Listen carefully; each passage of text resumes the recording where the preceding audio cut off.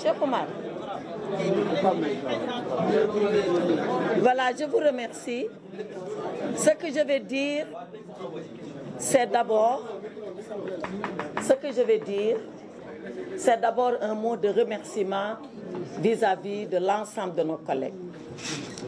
Cette Assemblée nationale, elle a été installée, je crois, le 2 décembre. Du 2 décembre à aujourd'hui, nous sommes à 3 mois. En tout cas, pas 4 mois.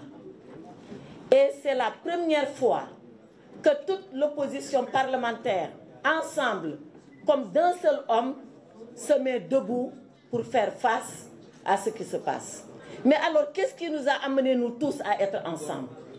Ce qui nous a amenés à être ensemble, c'est le danger qui est en train de guetter le Sénégal. Parce que si l'Assemblée nationale, comme on l'a dit, si on laisse cette institution s'affaisser, si on laisse cette institution être à la remorque de l'exécutif, si on laisse cette institution être banalisée à tel point qu'elle ne représente plus ce qu'elle doit être dans une démocratie et dans une république, alors nous en serons les responsables. Voilà la raison pour laquelle nous tous, ensemble, nous avons décidé d'être là pour prendre le peuple à témoin. Alors, vous n'avez pas posé la question, mais elle va naturellement venir à votre esprit.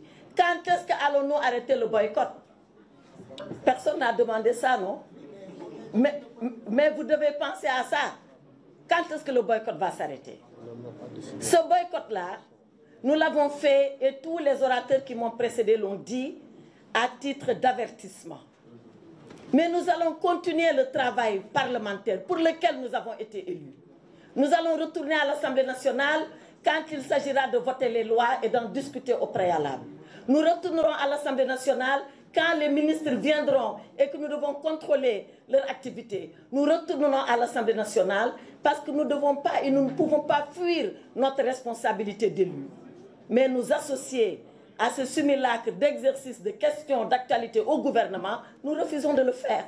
Et tout le travail normal du député, nous continuerons à le faire par respect pour le peuple sénégalais, par respect pour nos mandants et par respect pour nous, le devoir que nous avons d'être là parce que le peuple nous a élus. Voilà ce que je voulais vous dire et je vous remercie.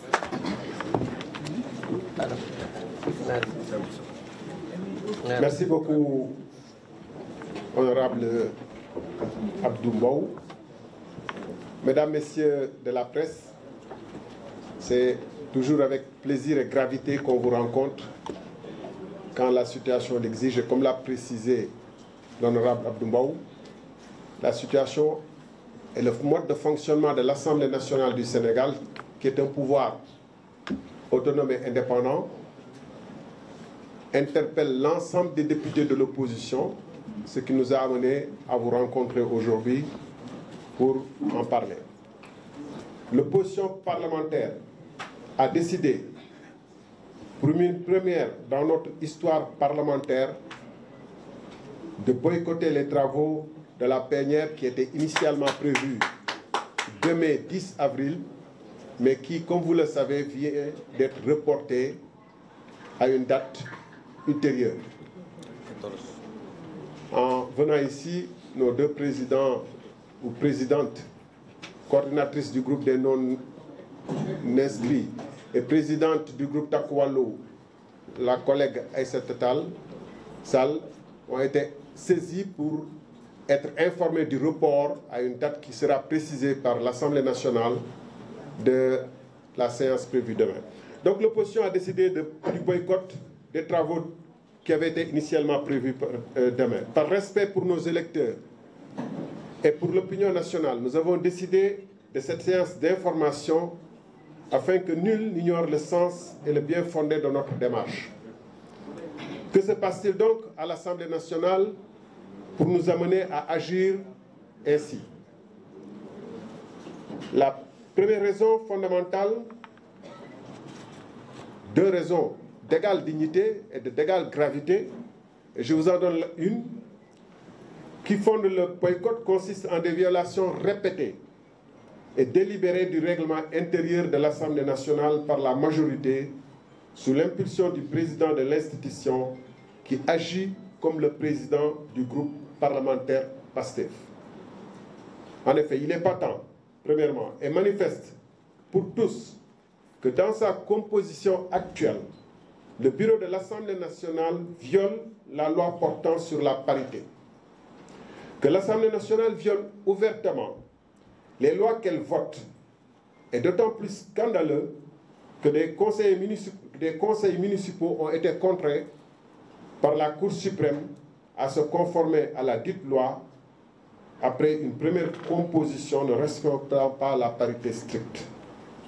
Au pays de Senghor, de Birago Diop, de Boubacar Boris Diop et autres illustres écrivains, le groupe de 130 députés de PASTEF ne craint pas le ridicule de prétexter que le terme « outre », qui signifie « en plus », sert non pas à inclure ou à additionner, mais à exclure, à soustraire.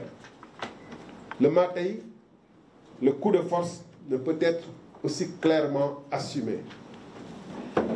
Par ailleurs, le président de l'Assemblée nationale viole au quotidien les droits de l'opposition en refusant quasi systématiquement la parole quand des députés font appel au règlement intérieur, ne serait-ce pour expliciter le bien fondé de leur démarche. Il ne s'est pas privé, lors d'une séance, à accepter pour un député de la majorité ce qu'il venait de refuser à un député de l'opposition, c'est-à-dire l'appel au règlement. Cela participe de la culture du matai, du coup de force. Le président de l'Assemblée nationale s'associe à des entreprises visant à saborder l'initiative d'un député de l'opposition, consistant à une proposition de loi écrite, accompagnée d'un mémoire relatif à sa recevabilité, démontrant que la dite proposition n'entraîne pas d'impact financier.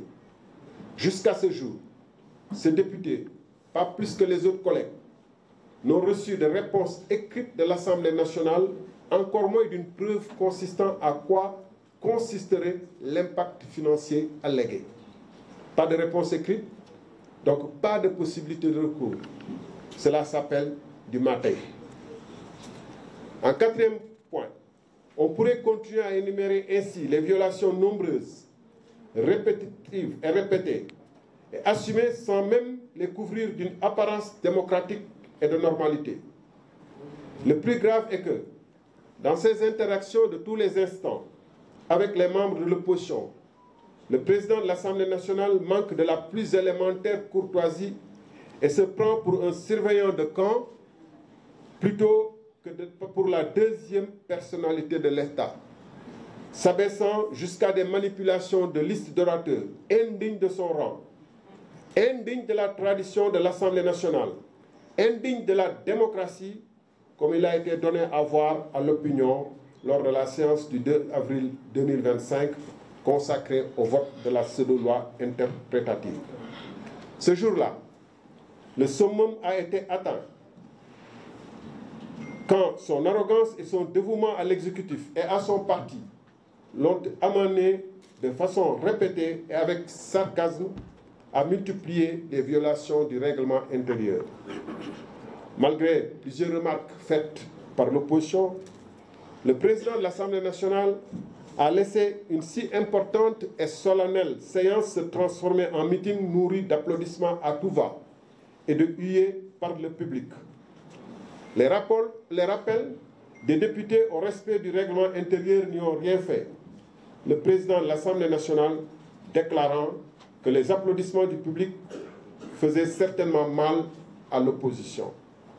Ainsi, le public est allé crescendo dans sa bruyante présence et a failli s'en prendre à 2 députés lors d'une suspension de séance. En effet, nos 2 députés, dames ici présentes, qui pourront peut-être à vous le préciser, ont failli être prises à partie dans l'enceinte même de l'Assemblée nationale, dans les locaux de l'Assemblée nationale, par une partie de visiteurs qui les ont non seulement filmés, mais qui les ont menacés. Moi qui vous parle, j'ai été plusieurs fois insulté, conspué par des gens qui étaient présents dans les tribunes ou dans les travées de l'Assemblée nationale. De surcroît, le président de l'Assemblée nationale, par ses commentaires intempestifs et désobligeants, par ses commentaires intempestifs et désobligeants, viole de façon outrancière le règlement intérieur, car, comme le public invité, il ne lui est permis d'exprimer aucune position ni idée sur le débat, même de façon allusive. Pire encore, il a refusé avec une désinvolture qui frise l'insolence de laisser les députés lire leurs amendements, montrant sa satisfaction personnelle lorsque d'autres y ont renoncé, outrés par son comportement inqualifiable. Cette attitude, jamais vue d'un président de l'Assemblée nationale depuis Lamine Gueye, le premier qui a ouvert une longue liste d'une liste président respectueux et respecté, n'honore pas l'Assemblée nationale du Sénégal, que pourtant le nouveau régime avait promis à une rupture conséquente.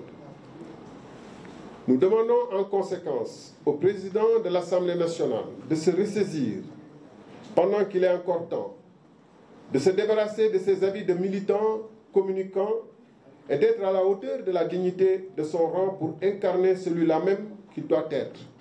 Un président élu par ses collègues et respectueux de tous pour en retour mériter le respect qu'il sera alors en droit d'attendre de tous ses collègues.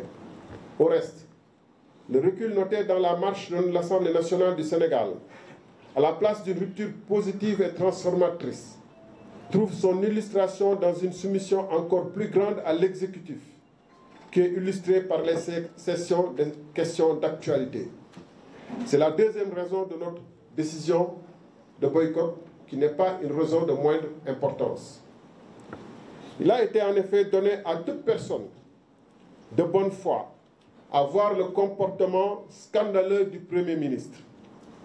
Les passages du Premier ministre, loin d'être de grands moments d'échange d'idées contre idées, se transforment en des joutes d'attaques crypto-personnelles, de procès de députés, rendus d'autant plus déséquilibrés que la majorité aménage à l'exécutif un temps de parole double de celui des députés et supprime pour ces derniers le deuxième tour de parole traditionnel. Il est important ici de préciser que d'habitude, jusqu'à cette 15e législature, quand il y avait des questions d'actualité ou des questions au gouvernement, le député, naturellement, comme le membre du gouvernement, avait le même temps de parole.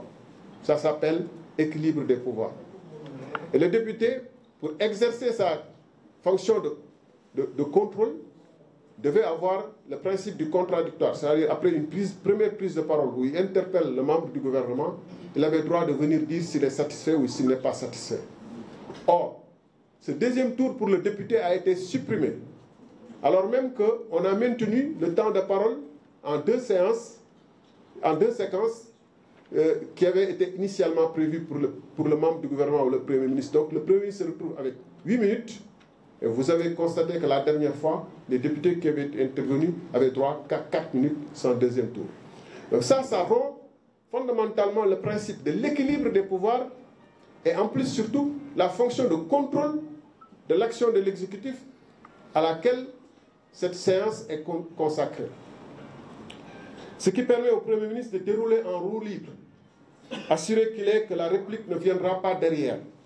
Cela constitue non seulement un recul par rapport à la tradition de l'Assemblée nationale, mais une atteinte délibérée à l'équilibre des pouvoirs. En effet, l'organisation des questions au gouvernement est prévue et encadrée par la loi organique portant règlement intérieur de l'Assemblée nationale, notamment en son titre 3, contrôle parlementaire. Cette loi dispose que le gouvernement se soumet une fois par semaine au moins à des questions d'actualité adressées à des ministres.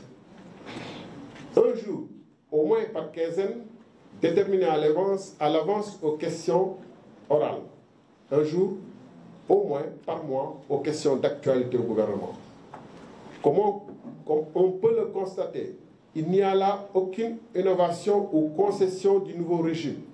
Il s'agit là, au contraire, de l'exercice le plus naturel et le plus courant dans une démocratie normale où le Parlement exerce son devoir de contrôle de l'action gouvernementale. Le minimum démocratique serait de respecter les dispositions du titre 3 du règlement intérieur, en particulier ses articles 91 à 96.